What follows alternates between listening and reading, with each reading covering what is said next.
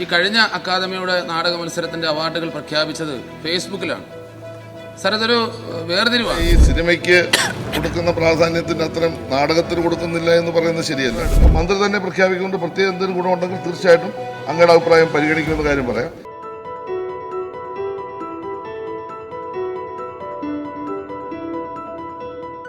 Cinema അവാർഡുകൾ പ്രഖ്യാപിക്കുന്നത് മന്ത്രിയാണ്.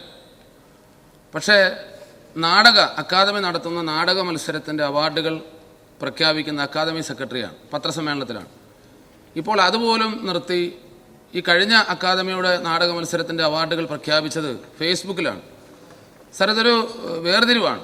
മാത്രവുമല്ല, അത് വളരെ വേദനാജനകമാണ്. അതുകൊണ്ട് സംസ്ഥാന അവാർഡുകൾ പണ്ട് പത്രത്തിൻ്റെ ഫ്രണ്ട് പേജിലായിരുന്നു വരുന്നതെങ്കിൽ ഇപ്പോൾ ചരമക്കോളത്തിനേക്കാൾ കഷ്ടമായി വെറും ചെറിയ ഒരു വാർത്തയായിട്ടാണ് സാർ ഒതുങ്ങുന്നത്. അതുകൊണ്ട് എൻ്റെ ചോദ്യം, അടുത്ത തവണത്തെ സംസ്ഥാന പ്രൊഫഷണൽ നാടക അവാർഡ് ബഹുമാനപ്പെട്ട മന്ത്രി പത്രസമ്മേളനം നടത്തി പ്രഖ്യാപിക്കുമോ?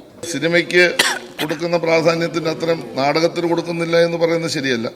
സംഗീത നാടക അക്കാദമിയുടെ നാമധേയത്തിൽ നേതൃത്വത്തിൽ ഒരുപാട് പദ്ധതികൾ നാടക കലാകാരന്മാർക്ക് വേണ്ടി ചെയ്യുന്നുണ്ട്.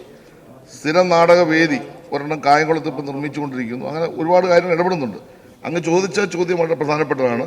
അതാരാണ് പ്രഖ്യാപിക്കുന്നത്? നിലവിലുള്ള സംവിധാനം അനുസരിച്ച് അക്കാദമിയുടെ ഭാരവാഹികളാണ് പ്രഖ്യാപിക്കുന്നത്. അതിൽ മാറ്റം വരുത്താൻ കഴിയുമെന്നത് നമുക്കൊന്ന് ആലോചിച്ചിട്ട് ഒരു തീരുമാനം എടുക്കാം. മന്ത്രി തന്നെ പ്രഖ്യാപിക്കുന്നുണ്ട്. പ്രത്യേക എന്തെങ്കിലും ഗുണമുണ്ടെങ്കിൽ തീർച്ചയായിട്ടും അങ്ങയുടെ അഭിപ്രായം പരിഗണിക്കുമെന്ന കാര്യം പറയാം.